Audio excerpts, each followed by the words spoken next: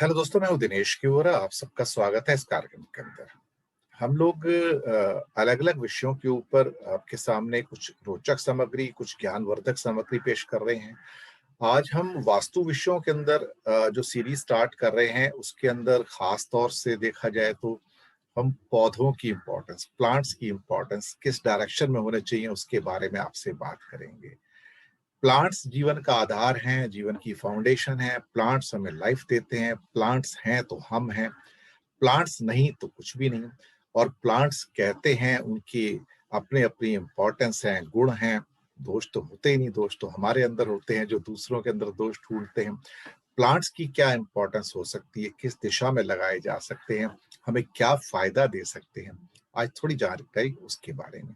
तो आपके सामने एज यूजुअल हम लोग एक पीपीटी लेंगे और पीपीटी के द्वारा हम इसको आपके सामने शेयर करेंगे और पूरा का पूरा इसको बड़ी स्क्रीन पे लेंगे।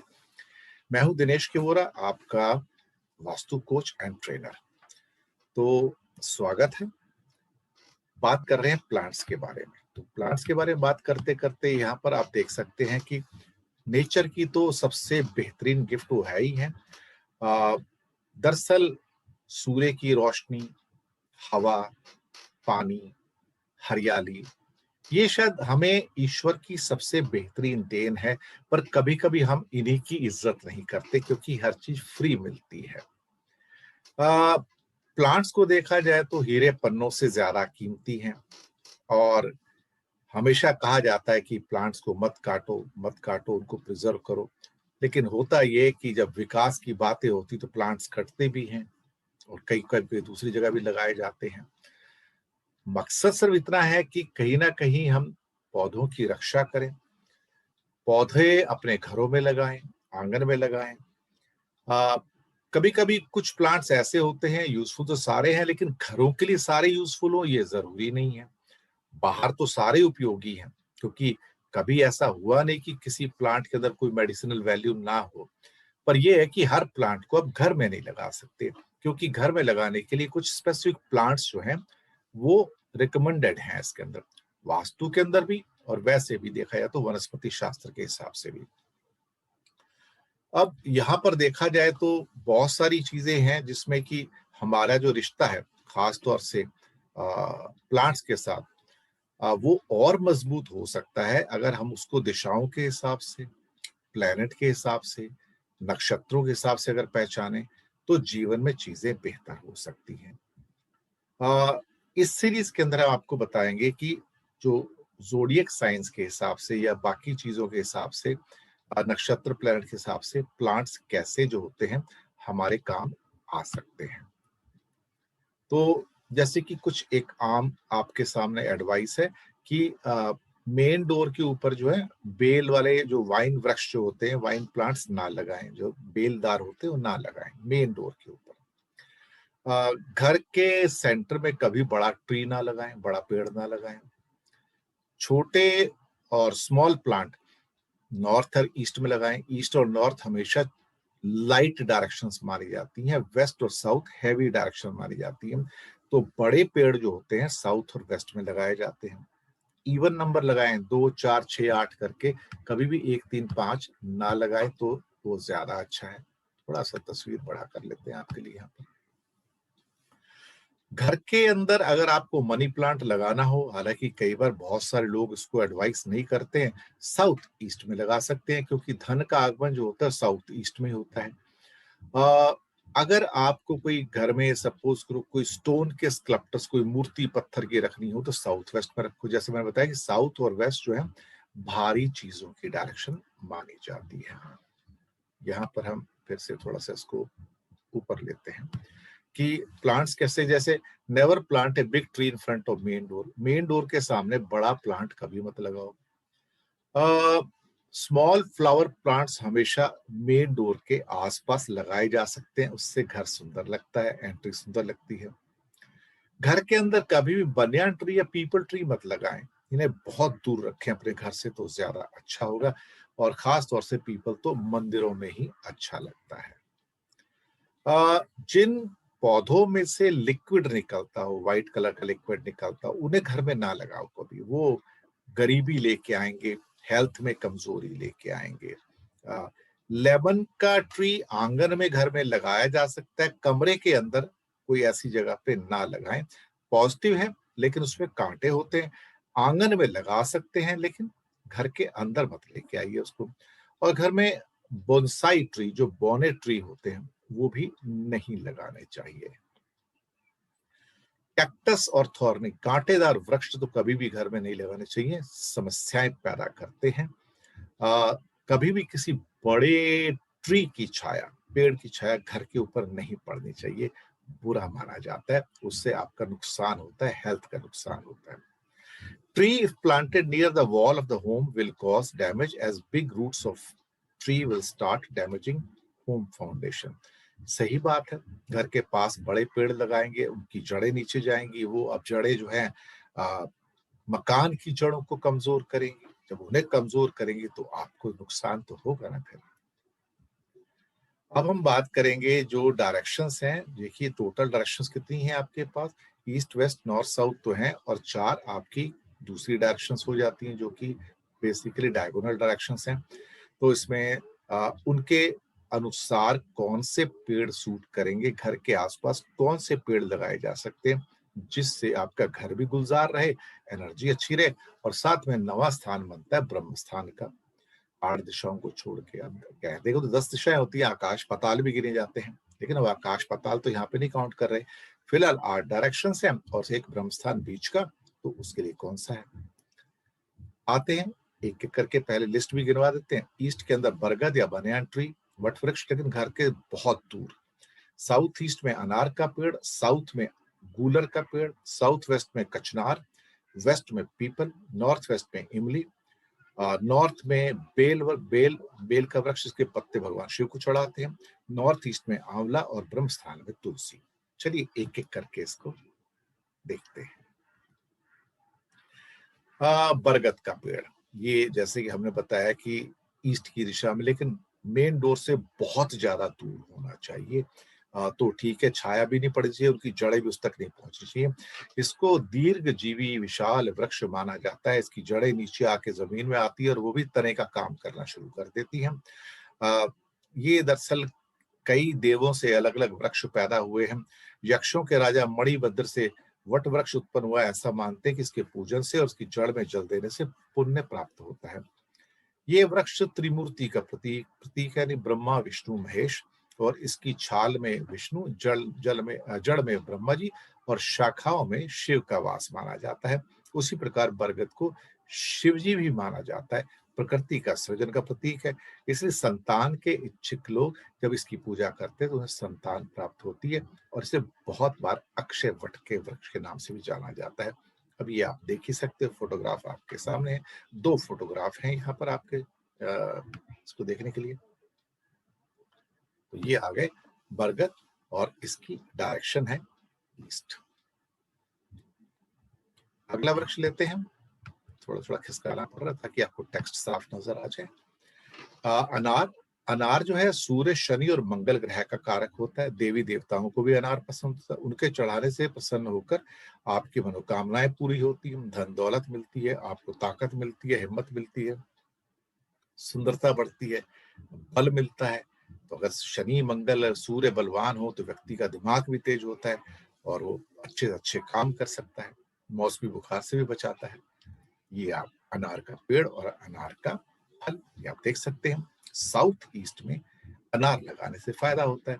यहाँ पे एक बात और बता दूं आपको कि अगर आपके एस्ट्रोलॉजिकल चार्ट के अंदर मंगल कमजोर है और उसको सशक्त बनाना है, तो जो आपका कमरा है, आपके कमरे के साउथ ईस्ट के अंदर आप अनार का ये फ्रूट या अनार का वृक्ष, जो मैंने फोटोग्राफ दिखाया था, ऐसा एक प्रिंट आउट निकाल लीजिए, नेट पे सब अवेलेबल रहता है, और उस प्रिंट आउट को आप साउथ ईस्ट की दिशा में लगाएंगे तो आपका मंगल मजबूत हो जाएगा।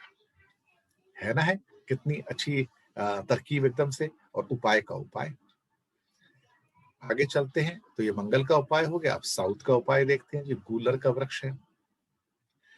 नीम, पीपल और बरगद की श्रेणी में जो गूलर होता है वो भी दैवीय वृक्ष माना जाता है, देव वृक्ष माना जाता है, नवग्रहों में प्रमुख है, और इस वृक्ष पर शुक्र का आधिपत्य भी माना जाता है।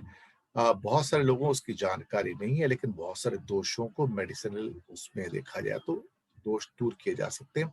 दक्षिण दिशा का ये एक तरह से देखा जाए तो ये है, ये गूलर का वृक्ष ऐसे होता है। बोनसाई का ट्री लेफ्ट फोटोग्राफ में दिया हुआ है, लेकिन ये छत के ऊपर, ठीक है, घर के अंदर नहीं आना चाहिए।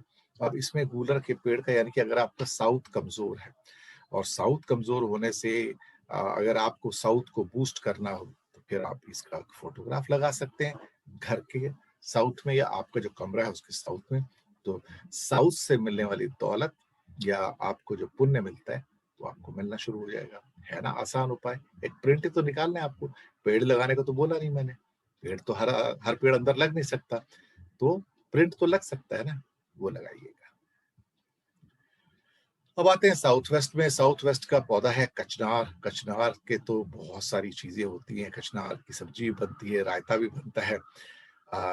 कचनार के औषधीय गुण तो इतने हैं कि गिनाना मुश्किल है, चाहे उसकी पत्तियां हो, तना हो, फूल हो, सभी काम होते हैं। आयुर्वेद के अंदर तो इसका चमत्कारिक और औषधीय गुणों का समावेश भी किया गया है।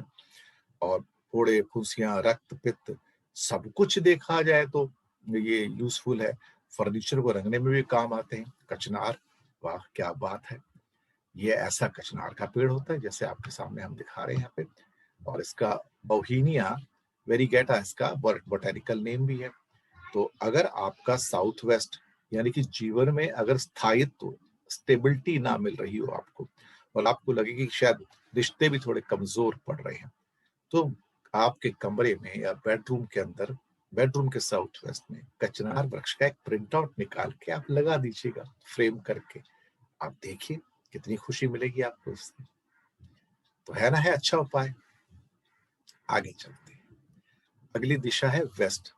वेस्ट में तो आपको पता है कि ये तो पीपल वृक्ष, भगवान इंद्र की जो होता है दिशा मानी जाती है। इसे चैत्य वृक्ष और वासुदेव का अवतार भी माना जाता है, विश्व वृक्ष कहा जाता है।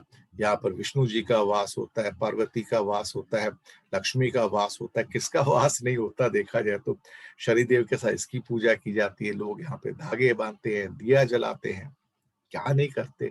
लेकिन पीपल का वृक्ष सिर्फ मंदिर में अच्छा लगता है, घर के आसपास नहीं लगाना चाहिए, क्योंकि इसकी जड़ें कहीं से भी निकल आती हैं, दीवारों को नुकसान करती हैं। ये आपने पीपल का वृक्ष देखा ही है, पीपल का पत्ता भी आपने देखा है। तो ये वेस्ट में, अगर आपका वेस्ट कमजोर है, पीपल का पेड़ मत लगाइए घर में, एक फोटोग्राफ लगा लीजिए उसका, तो वेस्ट से मिलने वाला प्रसाद आपको मिलता रहेगा। आते हैं नॉर्थ वेस्ट के अंदर। नॉर्थ वेस्ट भी एक लाइफ की सपोर्ट होती है। यहाँ पर हर किस्म की सपोर्ट जो होती है, फाइनेंशियल सपोर्ट हो, फ्रेंडली सपोर्ट हो, मार्केटिंग सपोर्ट हो, इमोशनल सपोर्ट, सब कुछ यहाँ से आता है। इमली जो है हम चाट पकौड़ियों के अंदर तो बहुत यूज करते हैं, मेडिसिनल वैल्यू भी है, कीड़े मकोड़ों को मारने में भी काम आता है। सुना है इसको पीलिया के इलाज में उपयोग किया जाता है। नॉर्थ वेस्ट डायरेक्शन है, सपोर्ट की डायरेक्शन है। इमली का पेड़ बड़ा होता है, घना होता है, इमली ऐसे लगती है उस पर।